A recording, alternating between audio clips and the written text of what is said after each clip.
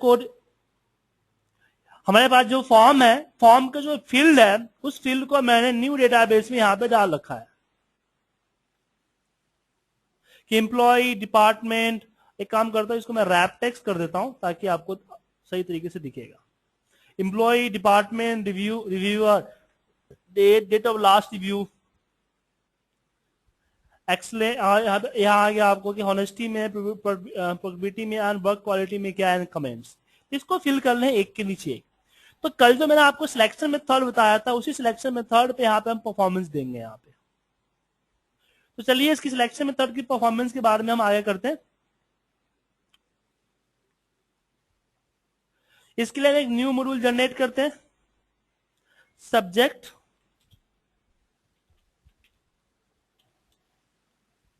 Send and के नाम से एक मैंने मैक्रो क्रिएट किया।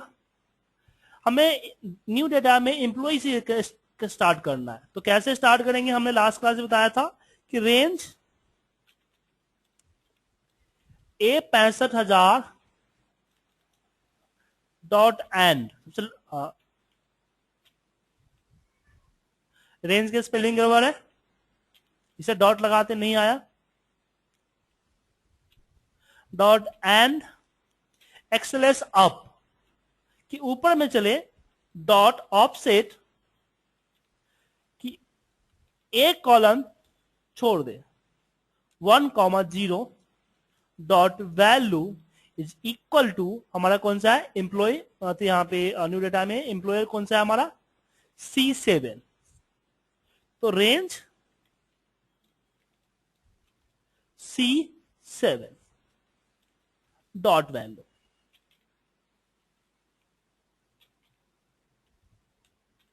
आया समझ में आपको, कोई डाउट इसमें?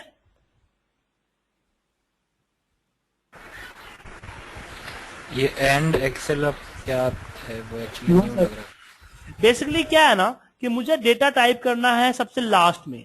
तो सबसे लास्ट में कैसे पता चलेगा, तो मैंने बोला कि तुम सबसे नीचे 65 सबसे नीचे चले जाओ और फिर कंट्रोल के साथ अप एरो दबाओ तो मेरा कर्सर सबसे ऊपर लास्ट एंट्री वाले में आ जाएगा और फिर एक सेल नीचे ऑफसेट क्या करेगा, एक सेल नीचे उतार देगा। ओके ठीक है, तो हमेशा डेटा एक के नीचे एंट्री होते रहेगा मेरा ये। फिर यहां पे आता है डिपार्टमेंट, तो डिपार्टमेंट में कौन सा है हमारा C8। तो इसी को कॉपी करते हैं, पेस्ट करते हैं और मैं यहां पे बोलता हूं कि 0,1। मान लो कि डिपार्टमेंट, यहां पे डिपार्टमेंट एम्प्लॉय का नाम यहां पे है ओम, तो इसने क्या किया, न्यू डेटा में यहां पे ओम लिख दिया। तो फिर मैंने बोला कि रेंज A65,000 से एक स्लेश अप 0,1, ऑफसेट 0,1, मतलब कि ये नीचे जाएगा, कंट्रोल अप एरो से ऊपर आएगा तो लास्ट एंट्री ओम होगा। और यहां पे मैं बोल रहा हूं कि ऑप्शन को बोल रहा हूं कि तुम रो को नीचे मत उतारो, तुम कॉलम आगे बढ़ाओ, 0,1, 0 रो एंड एक कॉलम। तो कर्सर यहां आ जाएगा और यहां पे एंट्री कर देगा जो हमारा फॉर्म का एंट्री है। फॉर्म एंट्री क्या है हमारा C8, तो C7 की जगह पे C8। अब इसी मेथड को आगे फॉलो करते चले जाएंगे। सर डिम का स्टोर करते हैं जब कोई डेटा, कोई पार्टिकुलर डेटा डीबी में स्टोर करना होता है। अभी कोई डेटा स्टोर नहीं करना हमें, हम एक जगह से लेके दूसरी जगह पेस्ट कर रहे हैं। मैं आपको सारा मेथड समझाऊंगा, चिंता मत कीजिए। C9, तो हमने 3 कॉलम फिल कर लिए, हमने डिपार्टमेंट रिव्यूअर 3 चीजें हम फॉलो कर लिए। फिर आता है डेट का, तो डेट कौन से में हमारा है, ये है हमारा J7। तो यहां पे जाते हैं, सेम इसको सर ये बेसिस पे तो ये काम नहीं करेगा ना, क्या ये बेसिस पे तो ये काम नहीं करेगा ना आपका। क्या बेसिस पे मतलब, जैसे आप ए कॉलम में हर जगह पे, जैसे आप थर्ड रो देखोगे तो हर एक रो पे आप एक ही कॉलम आगे, अच्छा ये सही हुआ, 2 ठीक है। And 3, okay. 4, फिर डेट के बाद क्या है हमारे पास, डेट के बाद है last review date, last date of the review, ये है हमारा J9। यहां पे जाएगा हमारा J9। देन फॉर्म में और क्या है हमारे पास, अब यहां पे ये आता है, ये हो गया। अब हॉनेस्टी में एक्सलेंट, तो ये आता है आपका तीनों एनओसी 1 2 3 F14 तो 5 यहां पे हो जाएगा हमारा F14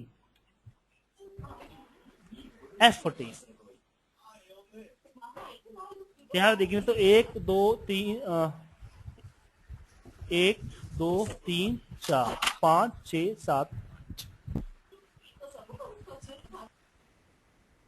6 यहां पे हो जाएगा F15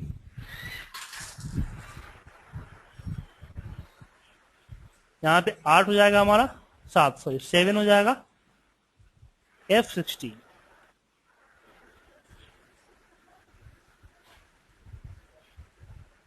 copy paste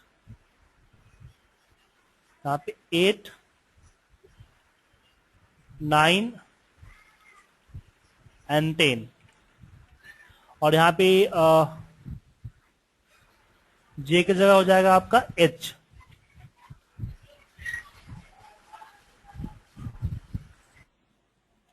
H14 H15 and H16 then एक और पेस्ट किया मैंने यहां पे हो जाएगा आपका 11 12 एंड 13 और यहां पे भी आपका हो जाएगा एज की जगह क्या हमारा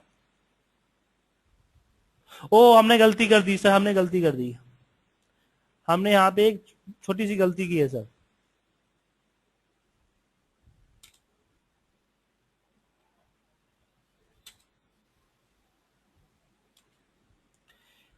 यहां पे इस तरह चलेगा ना F14 है H14 F14 ही रहेगा फिर यहां पे आ जाएगा आपको J14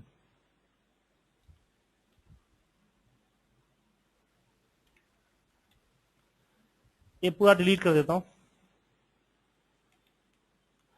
और फिर एक और कॉपी करके पेस्ट करता हूं 8 J14 के बाद ये आएगा आपका L14 तो ये आपका होनेस्टी का है यहां पे इंटी हो जाएगा तो 5 था 6 7 8 9 नहीं 4 था नहीं यहां पे एक मिनट 1 2 3 4 5 6 7 8 8 तक आ गया हमारा सही है और फिर यहां पे 9 से स्टार्ट होगा तो फिर चारों को कॉपी कर लेता हूं मैं यहां पे जाएगा आपका 9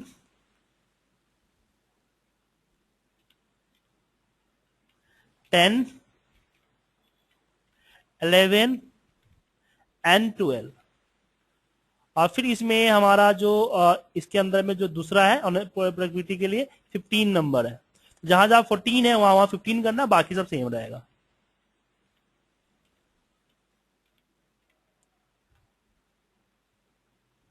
उसके बाद फिर आता है वर्क क्वालिटी तो सेम चारों कॉपी कीजिए पेस्ट कीजिए यहां पे हो जाएगा आपका 13 14 15 एंड 16 और यहां पे आपका सब चीज आएगा सर एक यहां पे रोल नंबर एक बढ़ जाएगा 6 7 8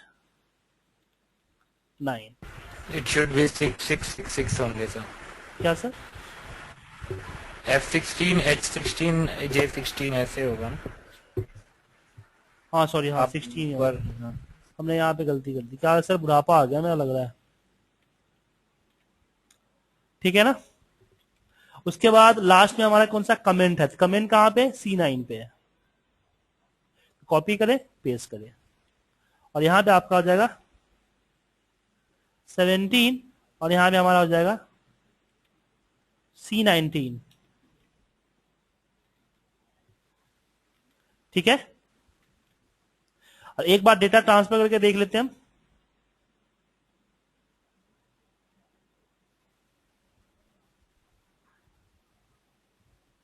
हाँ यहां पे गुड क्वेश्चंस इन्होंने पूछा है आप लोगों ने ध्यान नहीं दिया मैंने भी लिखा नहीं कि कोड को कैसे पता चलेगा कि सीट 1 पे डेटा पेस्ट करना है या सीट 2 पे करना है क्योंकि इससे पहले हमने सीट का रेफरेंस नहीं दिया है। तो अगर आप सीट का रेफरेंस नहीं देते हो तो बाय डिफॉल्ट आपका एक्टिव सीट पे ही पेश कर देगा। मतलब कि मैं यहाँ पे सबमिट पे क्लिक करूंगा तो इसी के सारा इसी पे पूरा काम कर देगा, इसी सीट पे।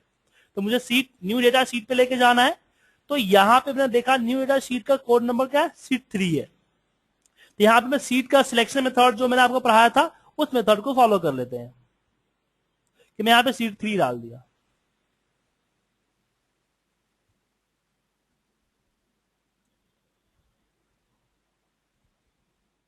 और फिर सीट 3 को यहां से कॉपी करता हूं और सब पे पेस्ट कर देता हूं।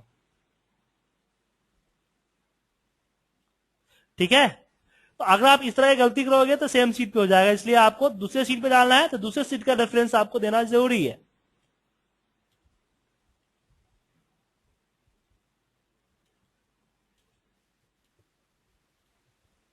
ठीक है।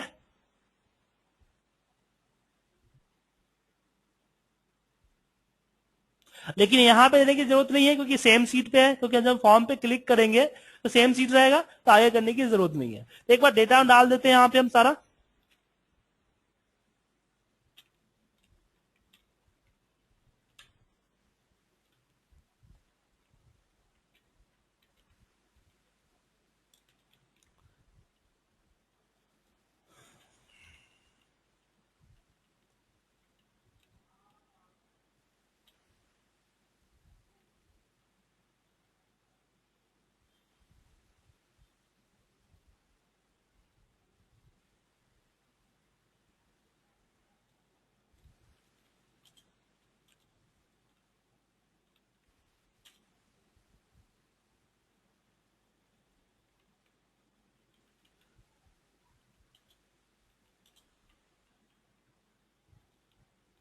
अब मैं इस पे सेव पे क्लिक करूंगा।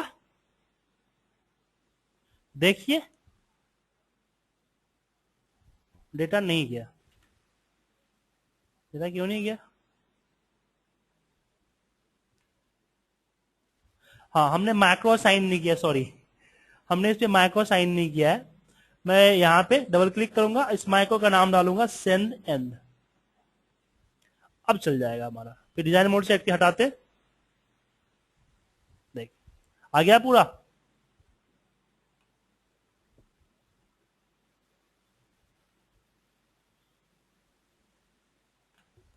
तो इस तरह से हमने एक सीट से दूसरे सीट पे भेजा। आप इसको ब्लैंक करना चाहते हो तो आप ये जितने भी कोड है लास्ट वाला, उस कोड को कॉपी पेस्ट कीजिए, इसको कॉपी पेस्ट कर लीजिए यहाँ पे नीचे में, और इसको इक्वल टू वैल्यू ब्लैंक करते चले जाइए, आपका ब्लैंक हो जाएगा।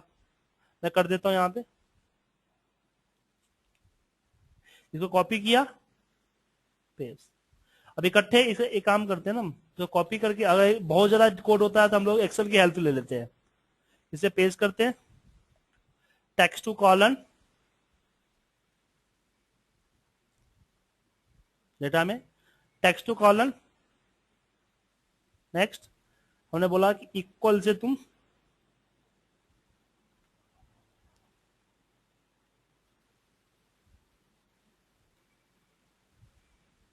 इसको डिलीट करो, इसकी जरूरत नहीं है। और फिर मैंने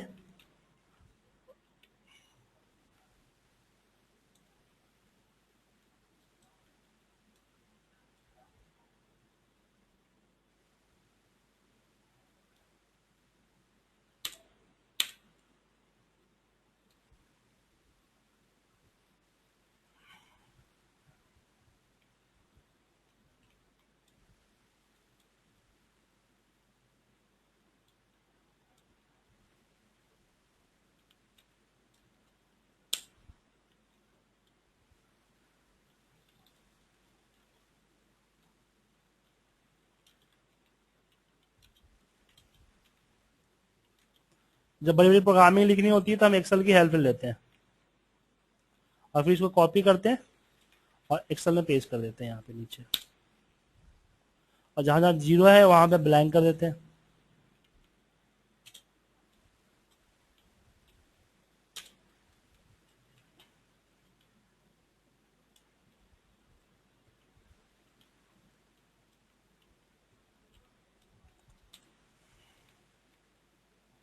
इसमें हम लोग रिप्लेस वगैरह नहीं कर सकते क्या? क्या रिप्लेस करना है? जैसे जीरो को रिप्लेस विथ, जैसे आप चेंज तो करते हैं ऊपर भी तो वैसे। जीरो है ना, वो भी रिप्लेस हो जाएगा ना। सिलेक्शन अलाउड नहीं है क्या इससे? ये सिलेक्शन पूरा लाइन होता है ना, अब इस तरह से करोगे तो अगर यहाँ पे जीरो हुआ तो दिक्कत हो जाएगी ना फिर आपको। ओके। कोडिंग में मैनुअल वर्क करने से और आपको कोडिंग अच्छी तरह से समझ में आती है, तो जब भी आप कोडिंग करो तो ज्यादा हो सकता है मैनुअल वर्क करके किया करो। अब मैं इसको ये करता हूँ, कहाँ गया मेरा फाइल, डेटा फॉर्म। मैं इसको सेव क्लिक करता हूँ, यहाँ देखिए दूसरी एंट्री हो गई और यहाँ पे आपका आ गया। अब मैं इसी में एक काम और करता हूँ, क्या करता हूँ कि मैं फॉर्म तो इसी में रखता हूँ, मैं फॉर्म को इसी सीट में रखता हूं, लेकिन जो डेटा है मेरा, डेटा को मैं एक अगले फाइल के अंदर मूव कर देता हूं,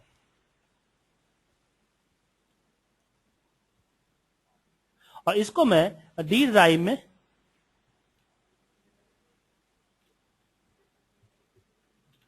सेव करता हूं।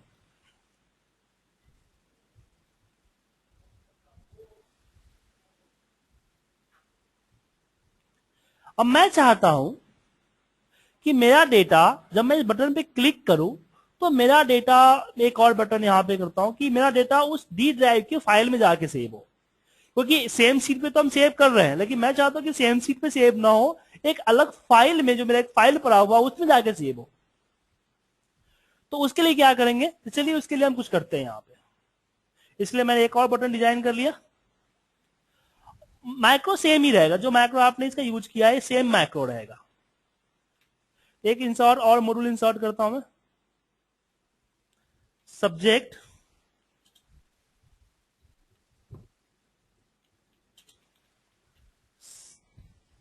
Send M, packet open and close.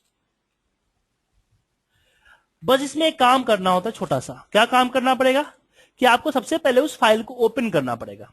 तो वर्क बुक्स डॉट ओपन और डी ड्राइव के अंदर में स्लैश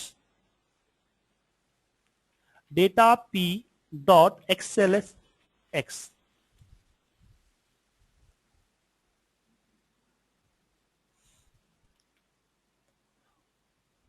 उसके बाद अब मान लो कि करने पे आपका फाइल ओपन हो जाएगा, जो आपका डी ड्राइव में डेटा पी का फाइल है ना,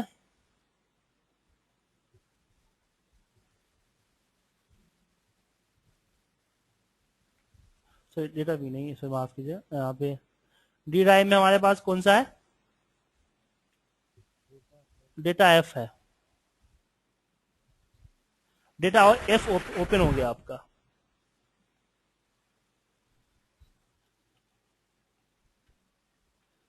तो यहां पे आप देखो डेटा एफ के अंदर में, डेटा एफ जो है आपका, इसका सीट आपका क्या नाम है, तो सीट का नाम मान लो कि हम यहाँ पे डेटा डाल देते हैं। तो यहां पे आपको रेफरेंस पूरा देना पड़ेगा, फिर सिर्फ सीट 3 से काम नहीं करेगा, फिर यहां पे करना पड़ेगा वर्क बुक्स, इसके अंदर में आपको देना पड़ेगा वर्कबुक का नेम, जो कि आपका है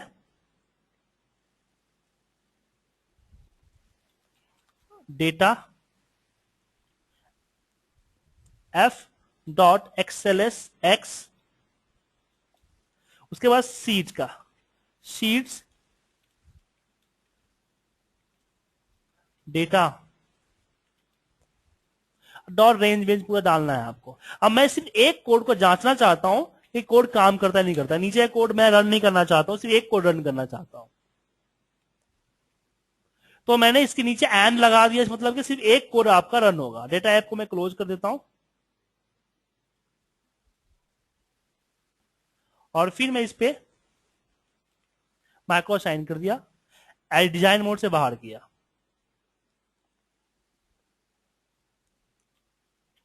नाम दिया और क्लिक किया।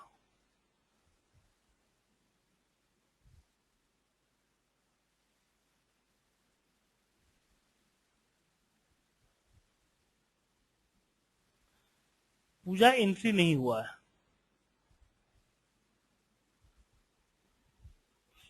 पूजा की एंट्री इसलिए नहीं हुआ कि यहां पे इसने क्या किया, देखिए हमने कोड क्या दिया था, चलिए कोड के बारे में पढ़ते हैं। अब इस मैको को समझिए कि इसमें दिक्कत क्या हुआ है।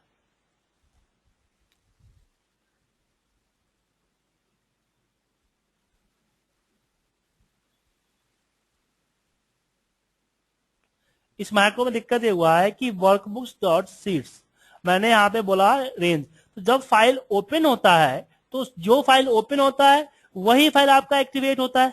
इसने C7 की डेटा को यहां पे लेके पेश कर दिया, तो ब्लैंक ब्लैंक रहा, इसलिए ये नहीं हुआ। तो यहां पे भी आपको ये बताना पड़ेगा कि आपका डेटा किस फाइल से आ रहा है, तो पूरा आपको देना पड़ेगा ये।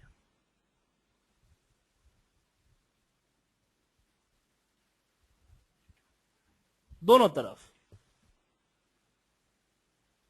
कि वर्कबुक हमारा डेटा का फाइल का नाम क्या है, जिस फाइल से हम भेज रहे हैं, data form, data form dot XLS M है, और यहां पे हमारा कौन सा सीट्स है, 151 seats 151,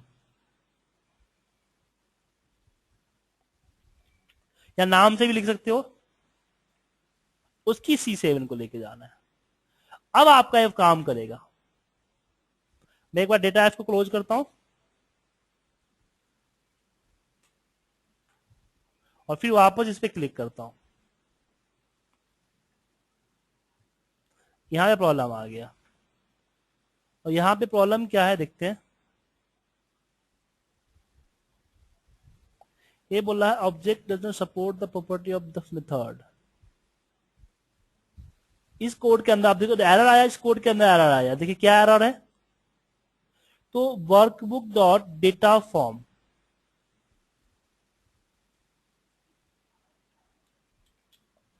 dot XLS M dot C51 dot range चलना चाहिए।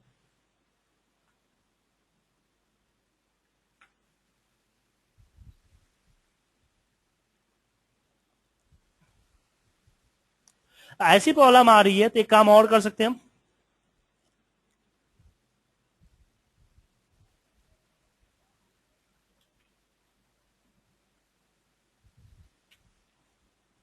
डॉट एक्टिवेट, और फिर बोलते हैं यहां पे हम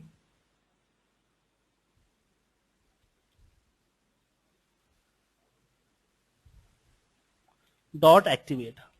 हम वापस सीट पे आ जा रहे हैं, वापस हम फॉर्म एक्टिवेट कर रहे हैं, और जो बाकी हमारा जो डेटा था उसी डेटा को रहने देते हैं। अब हम इसको रन करके देखते हैं कि अब काम करता नहीं करता। अगर किसी और फाइल में डेटा भेजते हो तो इस तरह के एरर्स आपको मिलेंगे, तो इस तरह के एरर को आपको मैनुअली शूट आउट करना पड़ेगा, और हर सिचुएशन में अलग अलग तरह का एरर होता है, इसलिए मैं आपको एरर करके दिखा रहा हूं ताकि आप हर सिचुएशन में जो एरर्स आने वाले एरर्स को आप समझ सको।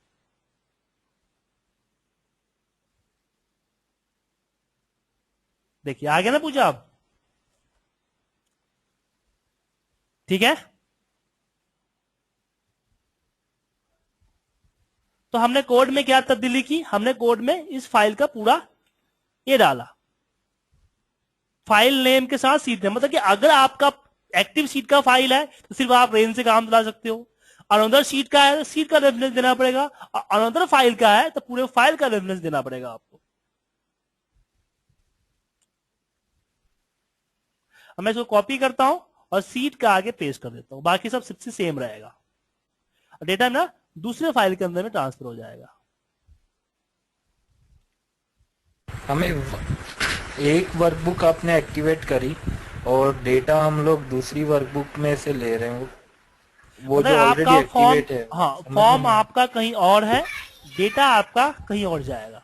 एक फाइल से दूसरे फाइल में आप डेटा भेजना चाहते हो, हाँ, तो उसके तो लिए एक्टिवेट कौन सी होनी चाहिए, जिसमें भेजना है वो या जिससे जहां भेजना से है जा वो? रहा है वो एक्टिवेट, दोनों फाइल खुली होनी चाहिए। सुनिए, दोनों फाइल आपका खुला खुला होना चाहिए, और जिसमें से डेटा जा रहा है वो आपका एक्टिवेट होना चाहिए। ओके। ठीक है, यहां देखिए हमने सबसे पहले फाइल को खोला, जो फाइल हमारा ओपन था, फिर हमने अपने वापस उस फाइल पे आए जहां से मेरा डेटा भेजना है, उस फाइल पे वापस हमने वापस एक्टिवेट कर लिया, फिर जिस सीट से डेटा भेजना है वापस उस सीट पे आ गए, उसके बाद हम डेटा भेजना स्टार्ट कर दिया। किसी को इस कोड में प्रॉब्लम है?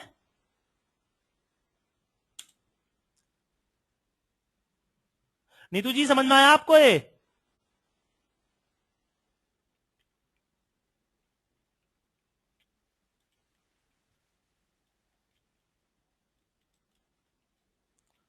Dot close equal to true. अब बात लास्ट में हमने फाइल को क्लोज कर दिया, क्योंकि हर क्लिक पे फाइल ओपन कर रहा है, तो हर क्लिक पे अगर फाइल ओपन करेगा तो मल्टीपल टाइम, अगर ये ऑलरेडी फाइल आपका ओपन है तो ओपन ही रहेगा। तो मैंने बोला कि डेटा ट्रांसफर करो, डेटा को खाली करो और फाइल को सेव कर दो, और एक मैसेज देना चाहते हो तो मैसेज दे दो कि एमएसजी बॉक्स, यहां पे कि योर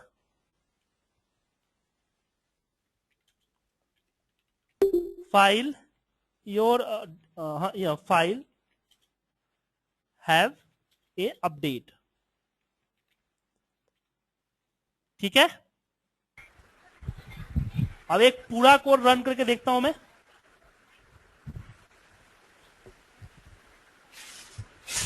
अगर आप लोगों को कोई डाउट है, कोई कंफ्यूजन है तो पूछ लो, ठीक है।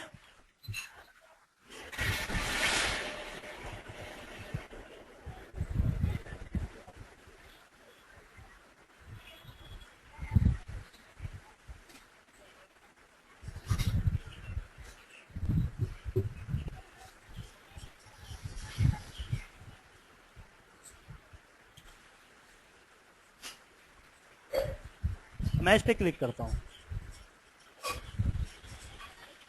अब देखिए अगर मैं डी ड्राइव में जाऊं, डेटा ऐप को खोलूं, तो यहां पे देखिए अपडेट है आपका पूरा। ठीक है, तो जो शेयरिंग मेथड पे काम होता है ना, जैसे मान लो कि एक ही फाइल में आप 10 लोग एंट्री करना चाहते हो, तो फाइल को आप शेयर कर लेते हो, फाइल आपको शेयर किए और फाइल को आपने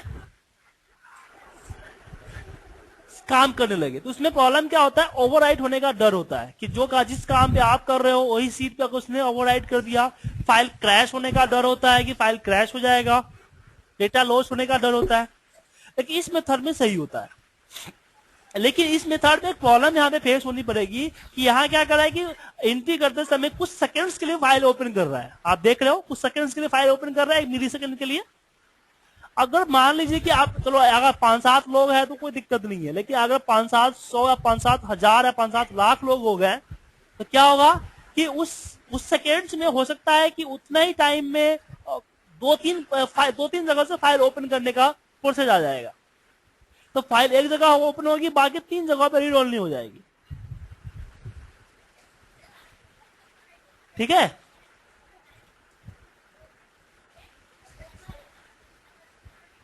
तो दिक्कत होगा। तो यहां पे हम जो है कंडीशन, लूप कंडीशन लगाएंगे, लूप के साथ कंडीशन देंगे। आगे चल के चीज बताऊंगा कि फाइल की प्रॉपर्टी अगर रीड ओनली है तो वेट करें, जैसे फाइल की property read only say edit mode में आता है वापस सेव कर दे।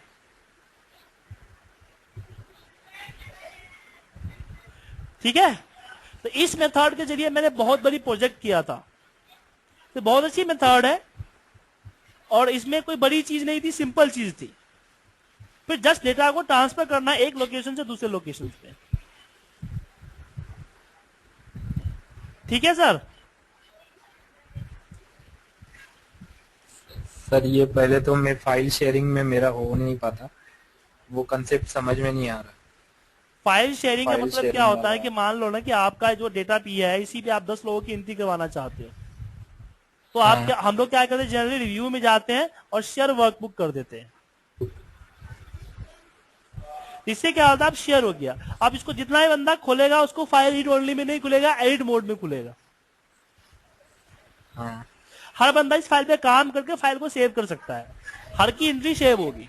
जनरली क्या होता है कि एक जगह फाइल ओपन है तो दूसरी जगह आप ओपन करते हो तो रीड ओनली जाता है सेम फाइल को। मान लो कि एक शेयर ड्राइव में आपका सेव है, एक आपके पास जो टीम फोल्डर है, जो सर्वर का फोल्डर है, उस पर आपका फाइल सेव है। ओके। अगर आपने उस फाइल को अगर आपने दो जगह ओपन किया तो एक जगह नॉर्मल मोड में खुलता है, एक जगह आपका रीड ओनली मोड में जाता है। तो रीड ओनली मोड में सारा काम तो कर तो सकते हैं लेकिन सेव नहीं कर सकते। लेकिन जैसे मैंने यहाँ पे यहाँ से शेयर कर दिया, तो शेयर करने से क्या हो गया कि ऊपर शेयर लिखा हुआ आ गया। अब जितने बंदा इस फाइल को खोलेगा उस सारे के सारे के पास एडिट मोड में फाइल जाएगी, सबको एंट्री कर सकता है। लेकिन प्रॉब्लम ये है ना कि मान लीजिए कि आप 5 लोग हो, 5 लोगों ने फाइल को खोल रखा है, तो अरविंद जी ने क्या किया कि एम्प्लॉय में A4 में डेटा एंट्री कर दिया। तो अरविंद जी की एंट्री आप लोगों पे इफेक्ट कब करेगी, जब फाइल को सेव करोगे। ठीक है, तो मान लो कि आपने फाइल को सेव के बगैर आपने फाइल को सेव नहीं किया, तो A6 में आपके यहाँ ब्लैंक शो कर रहा है, तो आपने यहाँ पे एक और नई एंट्री डाल दी, कोई और एंट्री डाल दी। जब अरविंद जी ने सेव कर लिया, आप जब सेव करोगे तो अरविंद जी का जो सेव डेटा है उसको रिप्लेस करके आपका डेटा आ जाएगा, क्योंकि जो डेटा कौन सा आता है यहाँ पे, जो लास्ट टाइम सेव होती है। तो यहाँ पे प्रॉब्लम फेस होती है कि आपको डिफरेंट सीट्स पे काम करने होते हैं, एक सीट्स पे आप काम नहीं कर पाते दो लोग। डेटा इस तरह सीक्वेंसली एंट्री करनी हो तो दिक्कत हो जाता है, तो उस केस में हम इस फॉर्म के मेथड को यूज करते हैं। ओके ओके, ठीक है सर। तो वहां पे एंट्री करते, तो यहाँ पे तो अगर 3-4 लोग है तो कोई दिक्कत नहीं होता, ज्यादा लोग होता है तो फिर हमें लूप कमांड चलाना पड़ता है फाइल की प्रॉपर्टी से। तो आगे की चीजें में वो एडवांस चीजें है, और आगे चीजें समझाऊंगा।